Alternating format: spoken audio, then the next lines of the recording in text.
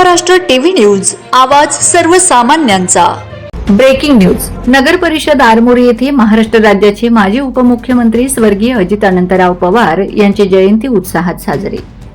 नगर परिषद आरमोरी येथे महाराष्ट्र राज्याचे माजी उपमुख्यमंत्री स्वर्गीय अजित अनंतराव पवार यांच्या जयंतीनिमित्त बुधवार दिनांक 22 जुलै 2026 रोजी सकाळी 11:15 वाजता नगर परिषद कार्यालयातील सभागृहात अभिवादन कार्यक्रमाचे आयोजन करण्यात आले। याप्रसंगी नगर परिषदेचे नगराध्यक्ष रुपेश पुणेकर यांच्या हस्ते स्वर्गीय अजित पवार यांच्या प्रतिमेला पुष्पहार अर्पण करून विनम्र अभिवादन करण्यात आले। कार्यक्रमाला स्वच्छता व आरोग्य समिती सभापती राहुल तिरमारे, कार्यालय अधीक्षक प्रितेश काटेखाये, बालभत्ता कर अधीक्षक जीवन शिंदे, स्थापत्य अभियंता हर्षल गोंगले यांच्यासह नगर परिषदेचे सर्व अधिकारी व कर्मचारी मोठ्या संख्येने उपस्थित होते।